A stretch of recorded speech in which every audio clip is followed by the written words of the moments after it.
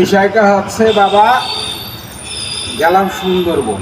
আচ্ছা, ওই প্রথম, এর আগেও গেছি সুন্দরবনে গিয়ে এক গাদা টলা।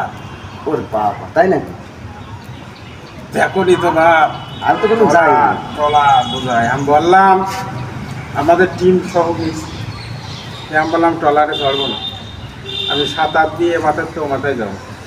দেখ দিনি ওই ৭ সমুদ্রের ১৩ নদী পার কি সাঁতার হ্যাঁ পাগল, আমরা পীরের আওলাদ না, যাই নামাজ পিছে দিলি ওট করে চলে যায়। সে আমি ভাই, তবে আমি দেখেছি হ্যাঁ, ওই সেই আলিফ লাইলা হইতো না, এই ছোটবেলায় আলিফ লাইলা কাটাকাটি। আলিফ লাইলা অভিনয় করিস কেটে এই মনে হুজুর, ওই সময় অভিনেতা না, ওই সময়তেই তো আমি এই চলচ্চিত্রে ঢুকা।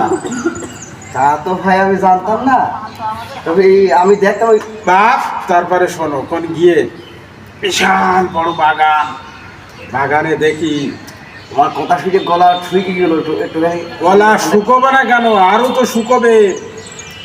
ঘুমো ঘুমো বাঘ আর সাপ। বাঘের তো বাপ আমি তো ভয় করি না। বাঘ বলছে জমেইস মানে হুজুরিস। বাঘ আস্তে আস্তে আমরা যাই, শোন চলে আসলে সামনে।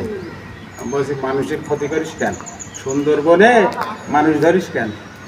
সেই দিন তো বললে যে আর মানুষ টানুষ ধরবো না, ওই লোকালয়ের ভিতরে না আমি জানি, বিশ্বাস করি। তার কারণ কি জানো? ওই যে তুমি পীরের আওলাদ, ওই যে হুজুর, আমি তো বুঝি।